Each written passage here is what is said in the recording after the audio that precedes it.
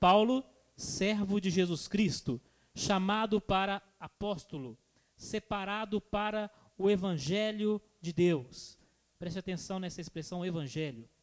O qual antes prometeu pelos seus profetas nas santas escrituras, acerca de seu filho, que nasceu da descendência de Davi segundo a carne, declarado Filho de Deus em poder, segundo o Espírito de santificação, pela ressurreição dos mortos, Jesus Cristo, nosso Senhor, pelo qual recebemos a graça e o apostolado para a obediência da fé entre todas as gentes pelo seu nome, entre os quais sois também vós chamados para serdes de Jesus Cristo. A todos os que estáis em Roma, amados de Deus, chamados santos, graça e paz de Deus nosso Pai e do Senhor Jesus Cristo.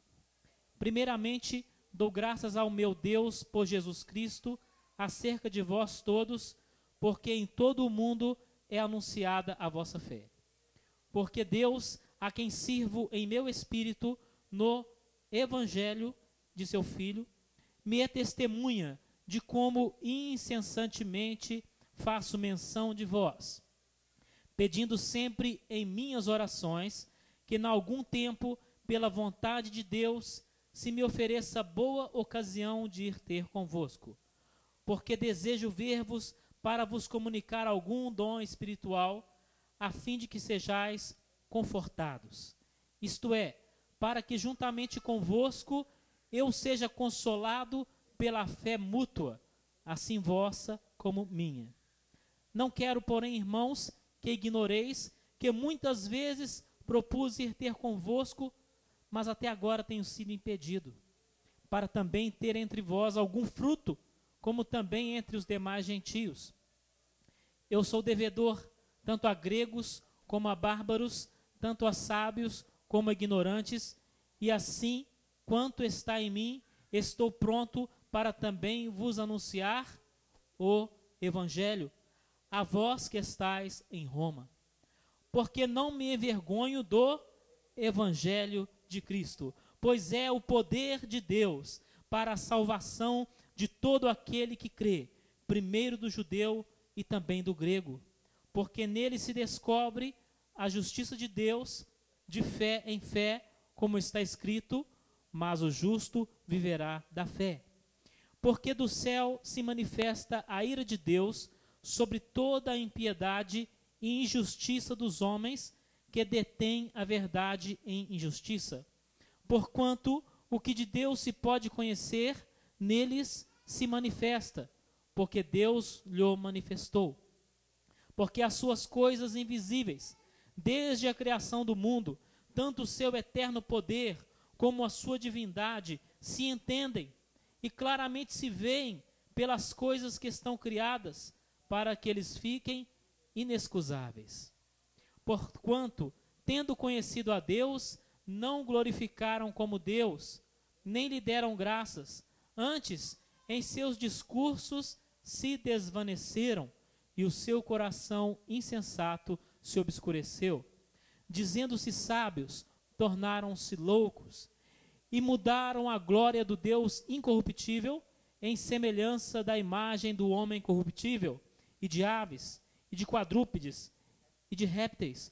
Por isso também Deus os entregou às concupiscências de seus corações, à imundícia, para desonrarem seus corpos entre si.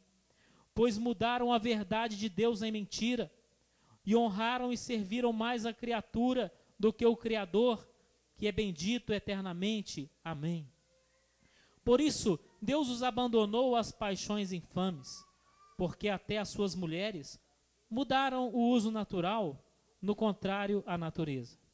E semelhantemente, também os homens, deixando o uso natural da mulher, se inflamaram em sua sensualidade uns para com os outros, homens com homens, cometendo torpeza e recebendo em si mesmos a recompensa que convinha ao seu erro. E como eles não se importaram em ter conhecimento de Deus, assim Deus os entregou a um sentimento perverso para fazerem coisas que não convêm, estando cheios de toda iniquidade, prostituição, malícia, avareza, maldade, cheios de inveja, homicídio, contenda, engano, malignidade, sendo murmuradores, detratores, aborrecedores de Deus, injuriadores, soberbos, presunçosos, inventores de males, desobedientes aos pais e às mães, nécios, infiéis nos contratos, sem afeição natural, irreconciliáveis, sem misericórdia, os quais, conhecendo a justiça de Deus, que são dignos de morte, o que tais coisas praticam, não somente as fazem, mas também consentem aos que as fazem. Vamos orar. Senhor, nós te louvamos pela tua palavra. Pedimos, ó Deus, que o Senhor venha falar a cada coração aqui presente. Em nome de Jesus. Ó Senhor, permita que o teu servo possa ser usado como instrumento nas tuas mãos neste momento. Ó Pai, que a tua palavra venha agir com poder nessas vidas e também na minha vida, em nome de Jesus. Amém. Amém. Os irmãos podem assentar. Louvado seja Deus. Olha, eu quero falar nesta noite sobre o poder do Evangelho. É uma maravilha aqui essa palavra do apóstolo Paulo. E Paulo começa falando sobre o desejo que ele tinha no coração de ir até Roma para pregar aos romanos. Paulo foi um apóstolo, como vocês sabem, e ele pregou em muitos lugares, e ele tinha preferência por pregar nas principais cidades do Império Romano, e ele tinha um alvo, um sonho de Deus no seu coração, que era chegar a Roma, a capital do Império, para ali também anunciar a palavra. E ele demonstra isso aqui, porque quando ele escreveu aos romanos, ele mesmo ainda não conhecia Roma, mas ele alimentava esse desejo no seu coração, e ele manifesta nessa carta esse desejo. E o assunto de Paulo aqui na carta aos romanos é o Evangelho. Então essa mensagem aqui, ela pode servir como uma introdução ao estudo da carta aos romanos, tá? Olha só, você pode até ter lido os 4 evangelhos, Mateus, Marcos, Lucas e João. Mas para você compreender o evangelho do Senhor Jesus Cristo, você tem que ler Romanos. Porque Paulo é que vai a fundo explicar o que é o evangelho, mostrar as bases do evangelho. Então esse é o tema da carta. Agora, Paulo, ele usa de uma didática muito boa, e alguém poderia perguntar assim, mas evangelho? Para que evangelho?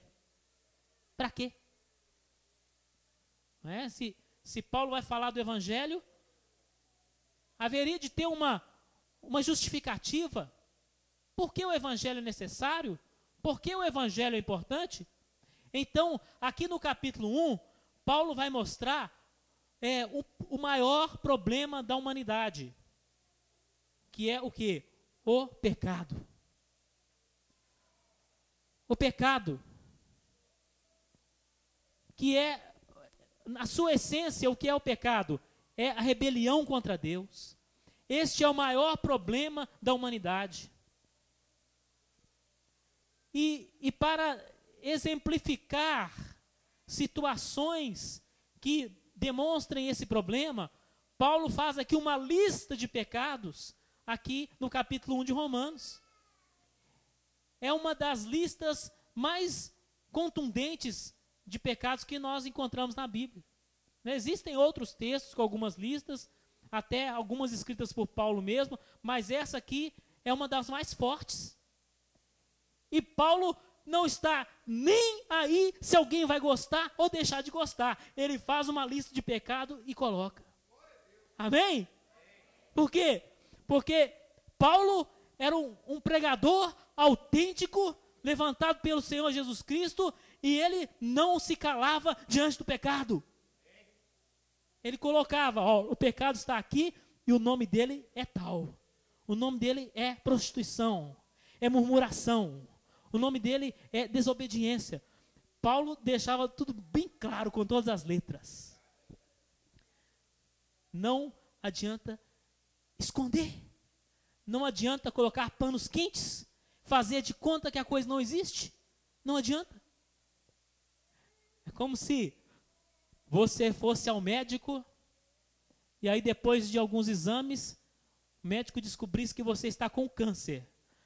Aí o médico chegava para você e falava assim, ó, olha aqui, olha, você não se preocupe, vai para casa, olha, vai para o seu trabalho, leva a sua vida normal, olha, faz de conta que isso não existe. O médico faz isso? Não, só se ele for louco. Porque a doença, ela não pode ser simplesmente ignorada. Ela tem que ser identificada, ela tem que ser tratada. Amém? Aleluia. Então aqui nós temos uma lista. Então Paulo estava falando isso para quê? Para mostrar por que o evangelho é necessário. Aí ele faz uma lista de pecados. E a lista de Paulo é tão ampla, ela é tão completa, que ninguém escapa dela. Ninguém escapa. Paulo vai desenvolvendo esse raciocínio para chegar lá em Romanos 3, 23 e dizer, porque todos pecaram e destituídos estão da glória de Deus. Você pode ler essa lista aqui e dizer assim, mas eu nunca cometi homicídio. Aleluia, glória a Deus. Mas você vê aqui, desobediente aos pais e às mães. Aí me pegou. Não é? Você olha aqui, vamos ver aqui, prostituição, eu nunca prostituí. Aí você continua lendo, cheio de inveja. Misericórdia, Jesus. Não é? Porque aqui, se a palavra não pega o indivíduo de um lado, ela pega do outro. Não é verdade? Por quê? Porque todos pecaram. A lista de Paulo ela é muito ampla. Ela vai tratar aqui desde a desobediência aos pais até o homicídio, até o homossexualismo. Eu vou ler aqui a lista, o resumo, tá? Da lista. Tem alguns versículos que tem algumas expressões e eu vou resumir essas expressões em uma palavra. Então, quais os pecados nós encontramos aí em Romanos 1? Impiedade, injustiça, ingratidão, idolatria, concupiscência, mentira, homossexualismo, desprezo a Deus, iniquidade, prostituição, malícia, avareza, maldade, inveja, homicídio, contenda, engano, malignidade, murmuração, difamação, ódio contra Deus, injúria, soberba, presunção, invenção de males, desobediência aos pais e às mães, imprudência, infidelidade, desamor, pessoas que são irreconciliáveis, ou seja, não perdoam, pessoas que são sem misericórdia, ou seja, cruéis, crueldade. Agora, o problema é muito grande. O problema é muito grande. Eu disse que o pecado é o maior problema do homem. E o evangelho tem que focalizar isso. Não é? Nós temos que colocar o holofote em cima disso. Nós não podemos desviar o rumo e dizer assim, o problema do povo é a pobreza. Tudo bem, a pobreza pode ser um problema. E Deus quer te abençoar, suprir as suas necessidades. Mas o maior problema do homem é o pecado. Não é verdade? Nós não podemos desviar o foco. Bom, se este é o problema, qual é a solução? Qual é a solução? Será que a solução para a humanidade, a solução para o nosso país, a solução para a nossa cidade, será que está na política? Será? Não. Será que a solução para o homem está nas religiões? Não. Porque se você observar nesse texto aqui, algumas dessas pessoas que estão por trás de todas essas práticas, ou de algumas dessas pessoas são religiosas. Aqui diz que elas mudaram a glória de Deus para a imagem de aves, de quadrúpedes, de répteis, ou seja, construíram ídolos para adorar. Então essas pessoas, muitas delas são religiosas, mas a religião não resolveu o problema dessas pessoas. Será que o que o povo precisa é apenas de educação? Se você for conversar com muitos políticos, sociólogos, antropólogos e muitos acadêmicos, muitos deles vão dizer que tudo passa pela educação. Todas as soluções passam pela educação. Isso é uma mentira. Nós precisamos de educação? É claro que nós precisamos, não é verdade? Nós precisamos estudar? É claro que nós precisamos, mas a educação não é a solução para o maior problema do homem, que é o pecado. Não é verdade? Por quê? Porque se fosse assim, não haveria por aí pessoas formadas na faculdade roubando. E quantas existem, não é mesmo? Não é verdade? Quantos existem por aí bem vestidos, que têm uma cultura, né, bem elaborada, estudaram nas melhores escolas e, como resultado de tudo isso, eles aprenderam a roubar de uma forma mais sofisticada. Misericórdia. Então, a educação não resolve o problema, o maior problema do homem. O dinheiro é a solução? Também não. Também não. Não é verdade? Olha, todos nós precisamos de dinheiro. E ele quase sempre é bem-vindo, não é verdade? Amém? Quase sempre, porque dinheiro sujo nós não queremos. Dinheiro da corrupção nós não queremos. Suborno nós não queremos. Não é? O dinheiro quase sempre é bem-vindo, mas ele não é a solução para os maiores problemas do homem. Será que as leis, elas vão resolver esses problemas que nós lemos aqui? Não. Olha só, a lei de Moisés, ela trabalhava muito em cima da proibição. E é claro que tem que proibir mesmo, mas não resolveu. As nossas leis, elas estão, em certo sentido, trabalhando muito com a permissão. Não é verdade, pastor? É claro que tem muitas proibições, né, que devem continuar, mas as leis, em alguns aspectos, elas se tornam mais permissivas. As leis, elas são alteradas com o passar do tempo para que possam abrir brecha para o pecado na sociedade. Há poucos dias eu recebi um e-mail do pastor Jerry, né, me informando que agora a prostituição é considerada profissão pelo Ministério do Trabalho. Aonde nós vamos parar? Eu respondi para ele, agora só falta legalizar o tráfico de drogas. E existem congressistas lutando para que seja legalizada a união de homossexuais.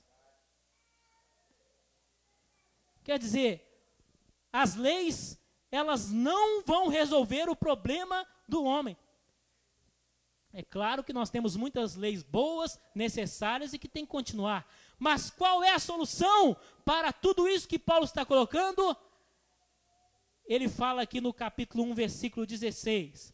porque não me envergonho do Evangelho de Cristo. Amém? Pois é o poder de Deus para a salvação de todo aquele que crê. Aleluia! Então, ver os problemas é muito fácil, não é? Se você quer ver problema, compre um jornal diariamente. Se você quer ver problemas, ligue a TV. Ligue o rádio. Você vai ser atingido por uma enxurrada de problemas e notícias ruins. Mas você quer a solução? Leia a palavra de Deus. Aleluia! De más notícias nós estamos cheios. Agora, o Evangelho é a boa notícia. Evangelho significa boas novas. Uma outra forma de falar sobre o Evangelho é dizer o seguinte: o Evangelho é a palavra de Deus a respeito do nosso Senhor e Salvador Jesus Cristo. Esta é a solução. Mas, olha só, eu acho maravilhoso este versículo, que ele diz assim: não me envergonho do Evangelho de Cristo, pois é o poder de Deus. Amém? Porque o Evangelho, ele vem em forma de palavra. Eu disse que é a palavra de Deus a respeito de Jesus Cristo. Mas o Evangelho não é só palavra, ele é o poder de Deus. Aleluia! De que adianta uma mensagem com palavras rebuscadas, com palavras bonitas, se nós não pudermos